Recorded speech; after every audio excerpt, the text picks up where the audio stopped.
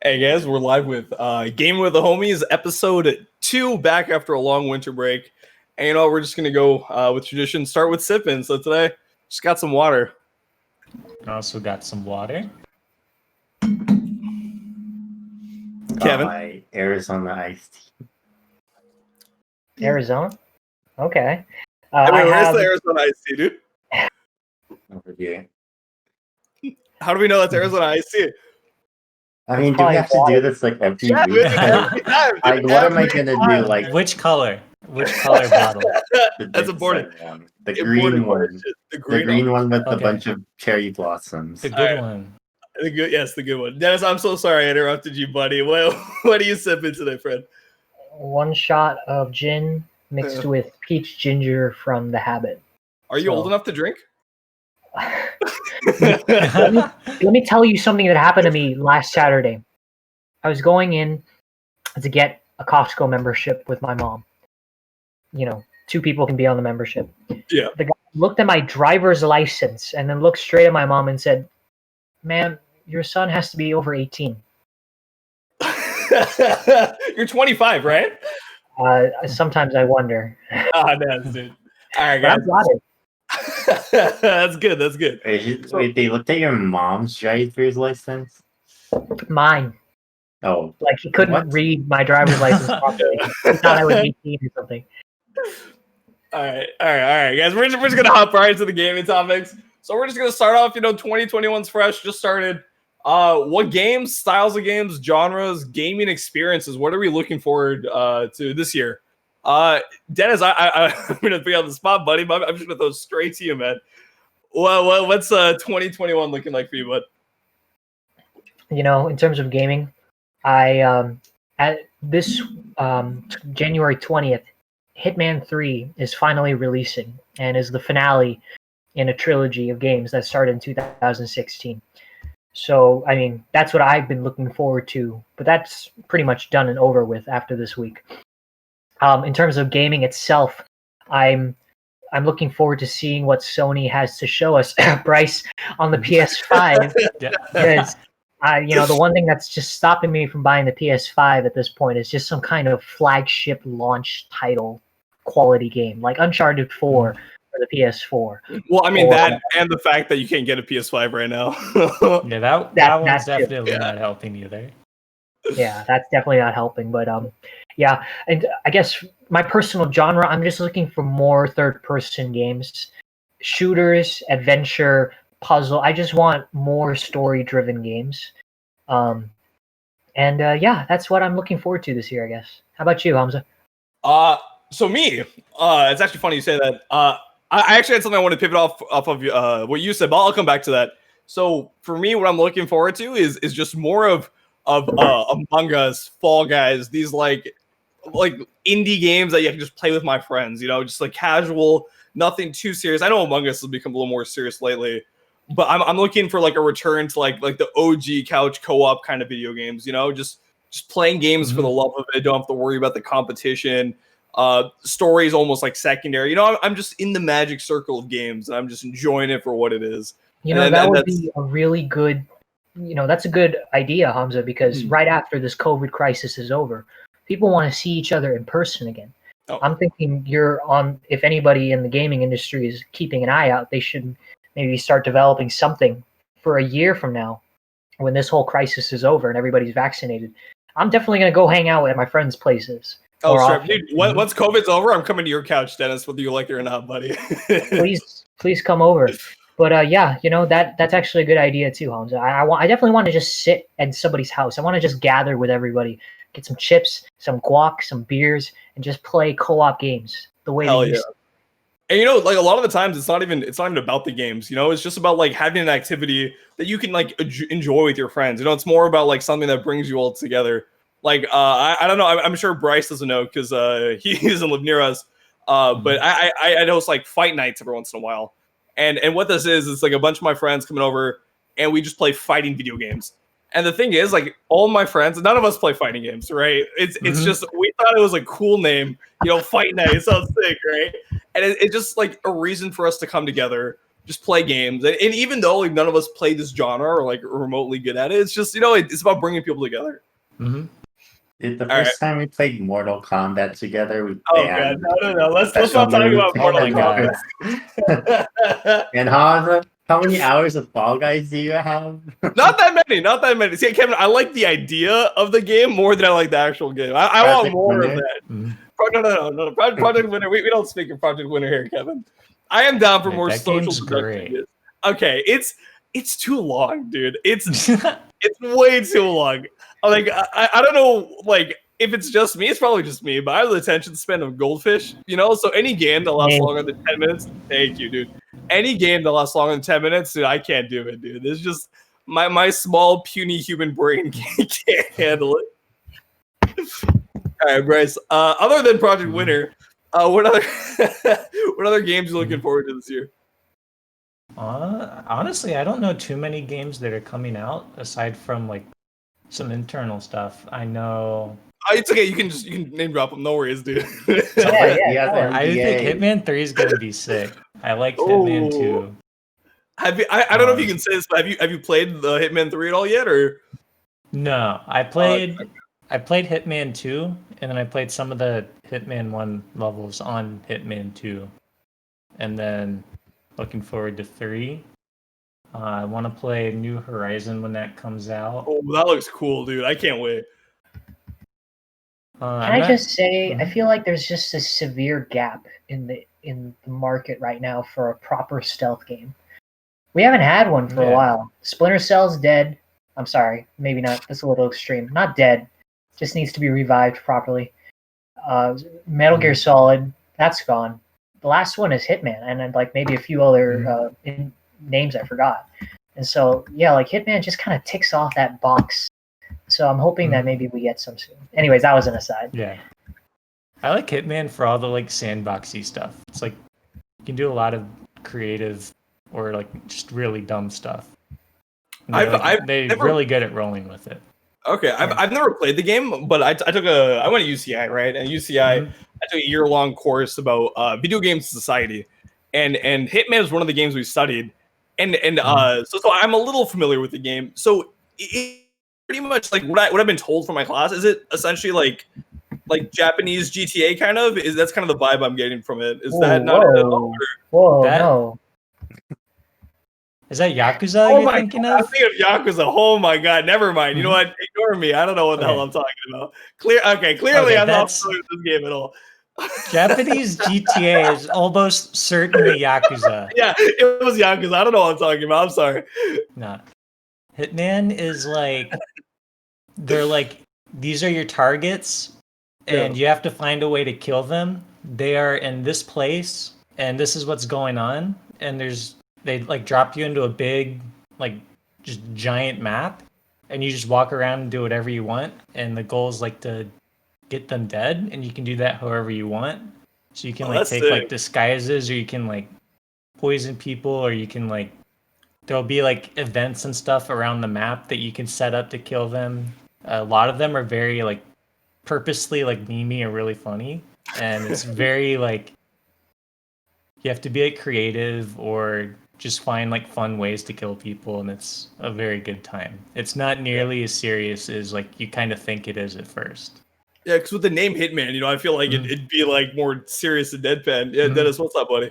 You could do an entire podcast episode about Hitman as a series. Like Hitman 1, 2, and 3 are the reboot of the series. And Hitman 1 came out in 2016, 2 in 2018, and here we are, 3 in 2021. But Hitman as a series actually has spanned since 2000, starting off with the first game, Codename 47, followed by Silent Assassin, 2002, Contracts in 2005, and then Blood Money in 2006, and lastly, I think Absolution somewhere in 2011. It's a long-spanning series with its own lore, and what Bryce said, that's what the modern Hitman is. They just, obviously you can score points if you do it in a super spy, silent assassin type, no bodies discovered, but they just provide so many options that even the older games, as much as I hold them dear to my heart, they didn't do that, but they've clearly innovated through the years. And I guess to give you a better idea of what the Hitman series is, IOI, the developer, has just acquired the James Bond IPO. Ooh. Because that's how good the Hitman's gameplay is. It is literally the best modern day secret super spy simulator that I can think of. And so they got James Bond and they're working on it. So we're gonna get a James Bond game soon. That sounds exciting. Sounds really Yeah. great. I'm excited for that. That it fits so well. Yeah. I would love to do a Hitman episode. Honestly, that sounds great. But just for the meantime, I'm gonna toss it to Kevin. I'm sorry, Kevin. We never really got to give you a chance. Is there any games, any genre of games, any style of games you're looking forward to in 2021? Well, I was looking forward to Hitman 3, but What about Hitman 3 appeals to you, Kevin? I mean, well, Murder. I describe it in a different way. Hitman is basically like a sandbox puzzle game. So you have something you have to do, but you can do it in any way you want. So you can go from like a shoot them and then run away sort of solution to like a whole Rube Goldberg machine style sort of assassination. So I feel like, and then so the game doesn't really or it can just leave you to dry and you can just figure it out on your own.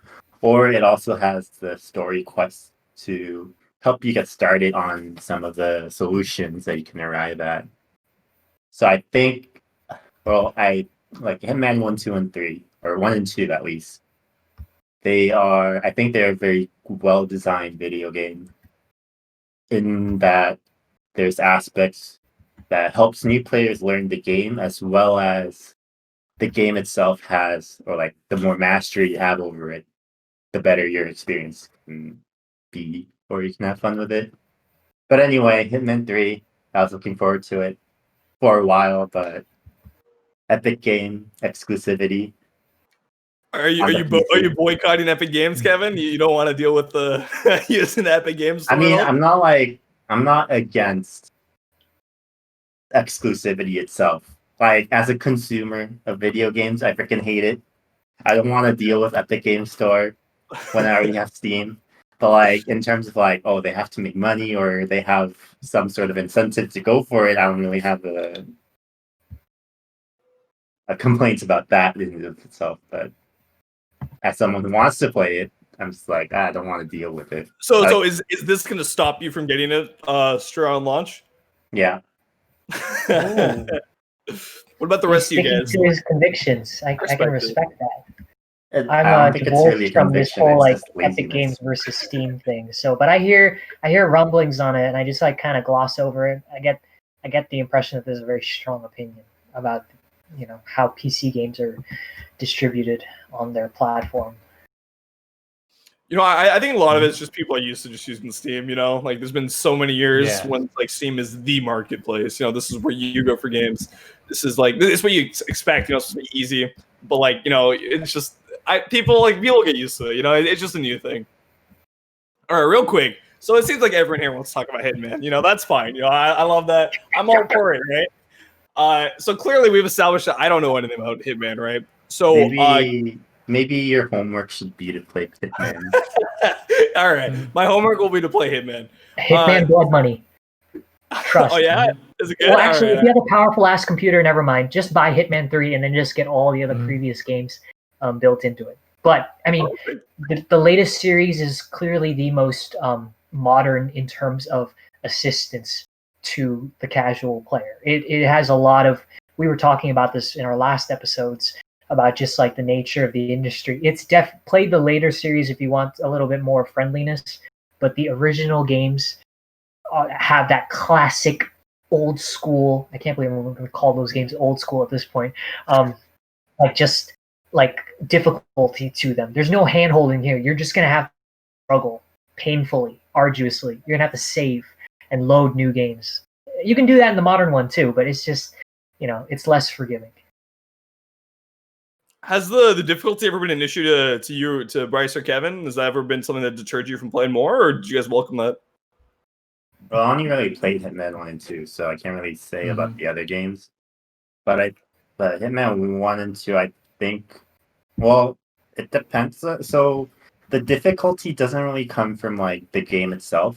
It's like what you want to do with it. So there's specific achievements related to suit only silent assassin, which is basically not leaving a trace of your assassination. So in order to do that, or like at the base level, you just kill the person and leave. Doesn't matter what happens, you just kill the person and leave. If you say that's like the easiest level, then you have a silent assassin, which is what I just said. So that would be like an additional level of difficulty that's not like built into the game, but it's more of like an achievement style difficulty. Okay. So one quick question, right? So I don't know. We've established I don't know anything about this game, right? It sounds like this game you guys are talking about how sandboxy it is and how creative you can be with this game. So when you guys go into this game, is it about like let's find like the cutest solution where I can just like try some like dumb cheesy thing that shouldn't really work, or how do you guys approach this? So do you guys like try and like almost like role play, I guess, as like an actual Hitman, or are you guys just looking for the most creative solution? Well, So here, oh, go ahead, Kevin. yes, you can go ahead if you want. So here's the thing about I kind of glossed over it really quick, but the tone of the series changes from game to game. Obviously, the first entry in any series is just the developers feeling things out. But at its inception, the series took itself pretty darn serious. It still takes itself pretty seriously, yeah, even though you might roll your eyes at the plot. General espionage and corruption and shell companies and terrorists and things like that. But the tone has changed in the modern ones, where in the past it was you could get a silent assassin and just like walk in, pop somebody in the dome, hide the body, and walk out. But the newer games encourage more sandboxing than in the past. The newer games they literally like guide you to what they call these mission stories. So like within each level, there are numerous stories playing out, sometimes up to 10, where like, say you need to get into a target's villa in Italy, and you walk over to a car crash and there's a bicyclist and there's flowers, and all of a sudden the game pops up a little sign that says mission story unfolding, and so you hang out and listen, and they're talking about like, oh, we need to deliver these flowers to get inside, and so you knock the guy out, take his clothes, and you sneak in. That's one of 10 options within the story, and you don't have to play all of them. You could skip it entirely after finishing the level. But the game keeps encouraging you to replay these levels again and again, not only to unlock more gear to demonstrate your mastery of the level, but also to just flesh out the story even more. The story of this guy in the Italian villa, he's just a scientist, and you don't really care too much about that after you kill him once. Then you play the game again, and you try a different angle, like you dress up as his therapist, and you sneak into his house. I'm serious. That's cool. I like that. All of a sudden, he just goes from this scientist to a scientist with huge mommy issues. And then, even further, you need to sneak into a lab. Well, I mean, it's just a lab. You destroy the thing, you get out. But maybe if you stick around, you realize like, oh, there's some kind of virus development here, or something like bioweapons and all that. So, in theory, you could rush straight through the game in probably less than an hour if you knew how to play it. But the fun of it is the new sandbox experience with all of these options that they give you. It's just constant options everywhere. Okay, interesting. Bryce, how do you approach this kind of game? The way I did it was when I went through all of the Hitman 2 levels for the first time, I tried to follow those mission stories, and I found that most of the time those were just really fun on their own. They were a good way to kind of learn what I was doing, because this was like my first time playing. I didn't really know what was going on, and being just kind of dropped in like a giant level can be like kind of a lot at first. So I found it really fun to just go through, find like the story that looked kind of the most fun, and then just go through and see like what would happen, and usually it ends up being like, I thought a lot of them were really funny, where you'll like sneak in, you'll have like your disguise, you like meet the bad guy, like he'll start saying like these cheesy like they totally belong in like a Western spy movie like one-liners like, oh, we're gonna blow him out of the water with this one, and then it explodes and the guy gets blown out of the water literally, and it like it's really cheesy in like the best possible way. So I'd like kind of just follow all of those until I got through all the levels, and then when I had like extra time, I'd like maybe replay a level and try either some new ones or try doing it without the stories once I was like more comfortable. And I found that really fun. That sounds great. Kevin, what about you, buddy? How do you approach these games? Is it about like the creativity for you, or what appeals to you?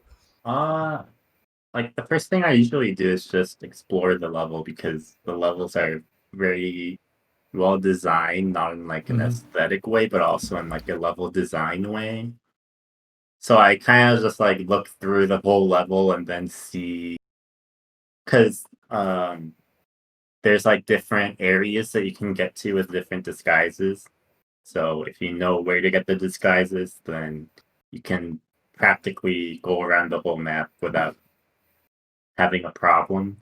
That's cool. So yeah, I usually look at the whole map first and then it's like do it my own way first. So like I just like shoot him in the head or something and then run away. And then I would Classic. so that would get me like a familiarity of like the whole map and how it works, and then like the story snippets of the bios of the characters, they actually have a pretty good chunk of information that you can sort of like glean from it. paragraphs. It's like a long ass passage. So about it's your like target. they say like, oh, this person has some anxiety and sort of has prescription drugs that they use, and you can sort of deduce like, oh, I can kill them with like by poisoning their drugs or whatever. There's like certain sort of information that you can sort of glean off of those paragraphs that they write you. So it's kind of interesting where the puzzles are laid out inside that game. That's interesting. I really like that. That sounds like really a unique experience. So as you guys mentioned, like there's a bunch of different ways to approach this game, right?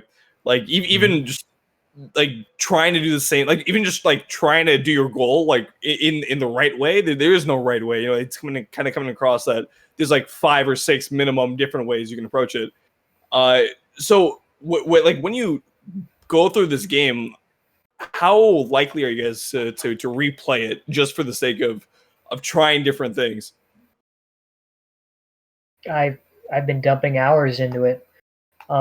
You know, it's one of the things that it peeved me when I started playing it, because back in the previous games, they were pretty much like most games back in the day, story, level after level.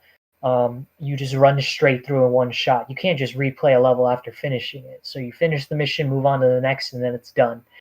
Here, in order to unlock gear, you need to replay the game. If you want to unlock things, theoretically, you could just finish the game in an hour, pop everybody in the dome, run out, and the game's over. But the goal here is to replay it again and again. So it's incentivized. You know, so I'd replay it all the time. The maps are very diverse, and like Kevin mentioned, very massive. But not only that, it's just so realistically designed. Like I almost, you know, there's a South American village in one of these levels. I was kind of just like in the mood, and I just walked around the entire map. Like Kevin said, the first time I was dropped in, and they really demonstrated. Actually, this is one of the great things about IO. They like at the beginning of the game, they say this game is a work of fiction and has been made by a wide group of people of various religions, ethnicities, and diversity. And you know, even though you go to these settings in other countries, and you know, they might have slightly stereotypical accents, like there's some sort of level of respect when it comes to the developers and depicting other countries, that they just become such, like I want to go visit like South America or India or Italy, because you know, the maps are just so lifelike. That's cool. Honestly, that's so cool. All right, Bryce. What about you, buddy? Like, what drives your replayability in this game? I haven't replayed them like a super huge amount of time, but usually, after like my first playthrough, I've had a few times where I'm like, I just kind of want to play in like the sandbox and like kill people in like fun ways, and I'll like hop back in, like maybe play a level. A little bit after I finished like my first round, I also just went through and tried either like some new stories, or I messed around with like the different difficulty options, either like the self-imposed stuff like the achievements, or I think there's like a harder difficulty where you only get like one save, and that one was kind of fun. And I used like just either one of those two when I went to replay. And I also want to reiterate too, like the levels are really freaking cool. Like one of my favorite ones, and you could totally tell I'm Florida man, because there's like a racetrack level and it's in Florida and it's sick. Yes. And I walk around there, I'm like, I could totally see this being an actual thing that was here in Florida. It's really good. One of my all-time favorite levels, and also a cameo from our favorite man, Florida man. Oh, yeah. All right, Kevin. I know it's kind of coming across that like maybe you haven't played all the Hitman games, but the ones that you have played, have you replayed any of the levels or anything? Or Yeah, definitely. So, what drives your replayability?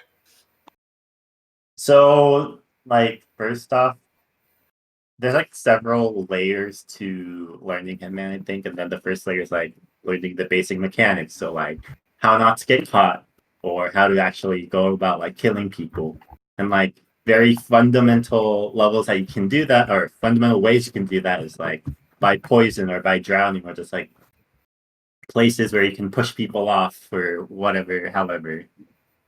And then the next level is like the map mastery itself. So like there's different areas of the map that you can and can't get to. There are disguises that are unique. So there's only one of that disguise in the whole level. So like on Paris, or the first level, or like first real level, you can disguise yourself as one of the models that walk on the runway in Paris. And that's a unique disguise. And there's like unique events that you can go through as that disguise. That's cool. That's cool. So yeah, there's like a lot of different ways. Like it's funny how everyone kind of looks like Agent 47. They're bald. No one really notices you if you're disguised as someone else, and then because you're bald, you're like same as everyone else. But yeah, There's always some bald people in the map. There's always a bald guard for you to impersonate. Nobody questions a bald man, I guess. Yeah, anyone that doesn't have a hat, or anyone that doesn't have a hat, is bald. And then just ignore the barcode on the back. That doesn't matter. Yeah, it's very apparent. about He's got these black lines tattooed on the back of his skull. And for all the games, I mean, I get it. When was the last time you looked directly at somebody's back of their head? You know? I can sort of get it. Okay, that's like, fair. have you ever looked at the back of anybody's head? No. I feel like looking at the back of someone's head like is only said in like cheesy school romance. I recognize the back of your head. You're right. Definitely. What was that one movie with the face back app? You guys know what I'm talking about? Was that the other guys? Face Off? With If it was, Nicolas Cage? No, I don't. No. Like the whole. I don't want to. I don't know what movie it was, right? But the whole movie was saved by this app this guy made in the movie. They everyone made fun of them for. Where I think it might have been the other guys. Was it the other guys? Yeah, I think it was the other guys. I don't remember much about that movie except the Despot. Right, Despot was amazing. Despot and Aim for the Bushes with two highlights. But the thing that saved or they gave them the evidence to put away the bad guy was, I think Will Ferrell made an app where you could take the back of someone's head and then it'll match it with the front. And then he was getting crap all movie long for being like, it's a useless app. But then he got the proof he needed to put away the bad guy. So wow, maybe you guys should pay attention. It's a good movie. It's a good movie. All right, guys. So we talked a lot about Hitman. And you know what? I'm down to talk more about Hitman, but we're going to transition into our second topic of the night, which is games as a medium to tell stories. And the thing is, like last year was a pretty big year for story games. Last of Us 2 won Game of the Year. So let's just go back to Hitman, honestly. So I know nothing about Hitman. We've established this. I thought it was Yakuza. Clearly, I know nothing. But how is Hitman as a medium to tell a story? Is story a prominent feature of that game at all, or is that like an afterthought? It's kind of, I think it's somewhere in the middle. They have a coherent story that goes across the different games and then across the different levels within the game. And then I think the other thing, and I'd say it's the more interesting part of the, like, I guess storytelling, is more the experience you get going through the game is going to be unique just because of all the sandbox elements. So you almost like make your own story of like, I went in this level and did X and Y and Z. And then if you talk to someone else, they'll be like, oh, I did like A, B, and C. I didn't even see those things. And it's almost like a different experience, even though you got dropped into the same level. And I think that's an interesting That's part so of the cool. story. You know what that sounds like to me? It sounds like Dungeons and Dragons, D&D, where you get to make your own story. That's part of the excitement of the game, part of the allure of it. Dennis, how big is the story for you when you play Hitman? Is it more about like the creativity and the other stuff, or the story like a driving factor? So, as someone who has been with the series since my childhood, I was very interested in what the latest storyline had to offer. It's titled "The World of Assassination."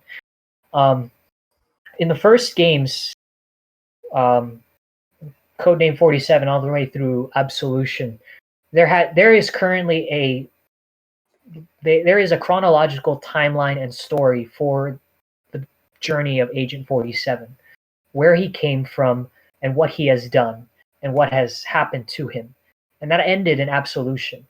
So this new series is not necessarily non-canon, but it definitely changes up a lot of his backstory. So when I play these games, I do actually care, strangely enough, for a sociopathic, emotionalist, genetic clone. He doesn't have much of a personality, but it's strangely enough, his entire lack of a personality becomes a personality because he's just so badly trying to emulate human beings and getting away with it. And there's this, like Bryce was talking about, the tone of the games back then. You could kill people in accidents, but they cranked it up to Final Destination tier levels in this new series.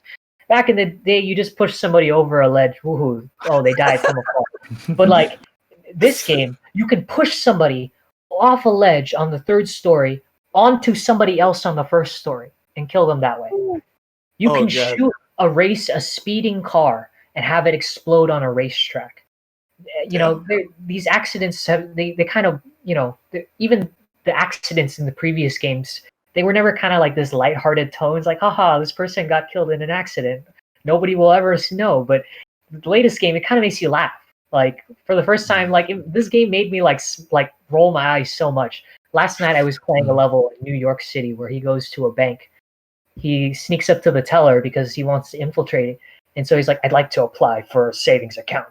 And the teller's like, oh, well, how large is your portfolio? It's like 7 figures. It's like, what industry are you in? The retirement industry. Thanks. Every time he does like a disguise, it's so funny. Like the it's like very like wink wink, nudge nudge, have a good time. Look at this agent. Look at this 47. He's like barely pretending to be a human, but everybody's just like, oh yes, this is how normal people act. All right, Kevin, I'm gonna ask you a question, buddy. If Hitman didn't have a story, or no story whatsoever, would you still play the game? So, Hitman 1 and 2 has an overarching story that ties the Hitman sort of series of games, like between each location. But that overarching story seems more of like a secondary consideration. So I was watching one of the interviews that the game leads did about the Hitman story, and they seemed more along the lines of like, oh, wouldn't it be funny if Agent 47 went to this location or that location, and they made the more like overarching story kind of like fit into that location being like a viable place to be in. So like I usually, and then there's like the smaller story arc of the story within the level itself. So if you I guess like if you look at the Miami level or the Florida man level, there's the race that's going on. So that's an individual story in itself, and then there's the other part of the story, and like each level has like their own sort of like things you can discover about the people, and whether it makes you want to kill them more or less is an individual basis, but each individual has like their own story that sort of leads the player on. So That's cool. like the overarching story, I don't really have much investment in it. It's like, oh, it's a interesting story, but I don't if it's there or not, I probably wouldn't matter because I'm more interested in like the map puzzle sandbox aspect of it. But like I think the story within the map and story within the characters in the map is a very good part of what makes the game actually more interesting than like a It adds portal flavor. game. Yeah. Do you guys feel like the story in a game is essential to your guys' immersion? Honestly, for me, I guess it's like for me it's like, oh, maybe I want to play the game more, but it's not the reason why I play the game in the first place. But then I usually play like roguelike games. So story is a bit secondary in those games. All right, Bryce, what about you, buddy? How important is story to your immersion into a game? I think that depends a lot on the type of game. I think for the type of game Hitman is, it definitely helped me a lot to get more into it. I liked kind of seeing like whenever you finish a level, it's like really rewarding to get like the cutscene of like, oh, this is what's happening in the story after.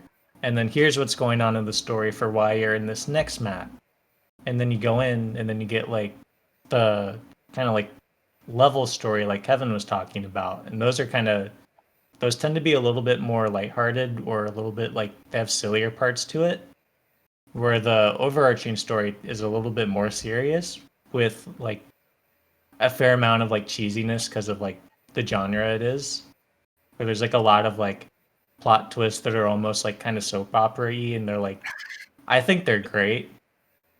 But in general, I felt like if the story wasn't there, I probably wouldn't have been as interested. I liked having context for why I was in each map, and it kind of helped me feel like I was kind of like actually doing my job as like kind of a super spy in there by having the context. Okay. Well, Dennis, you're Mr. Story, so I'm gonna throw the same question to you, buddy. How important is story to your immersion in a game?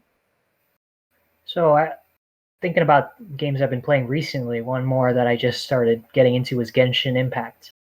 So Goodbye, and your I thought wallet. about it. I haven't spent anything yet.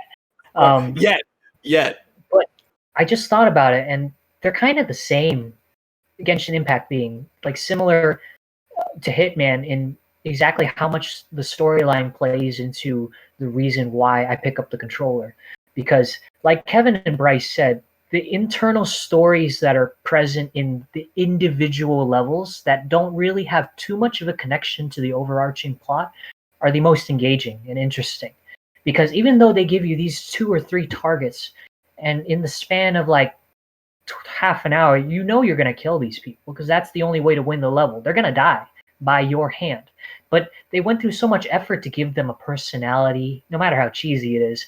Personalities, likes, dislikes, things you can exploit. But in theory, they could have just scrapped the overarching plot for Hitman and just said, okay, you're Agent 47 and you're trying to make a bunch of money. But the problem is that his character is established as a guy who doesn't really spend his money on anything.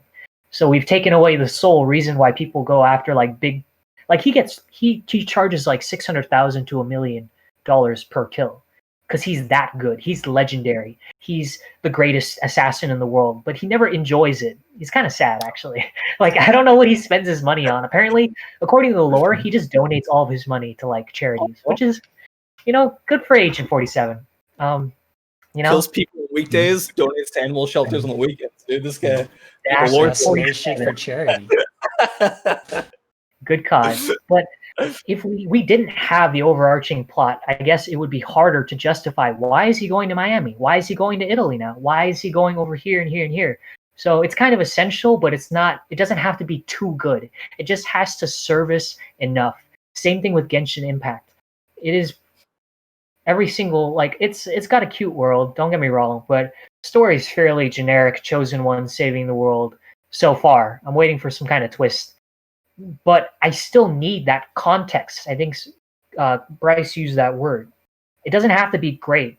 It doesn't have to be Shakespeare, but the context of why you're telling me to go into this dungeon and do this thing, and then run over to this dungeon and do this thing. It has to be there and present in order to drive me to like, okay, I guess I kind of want to know what happens when I finish this dungeon, even if I'm not getting Shakespeare or the next Kojima quality, level game.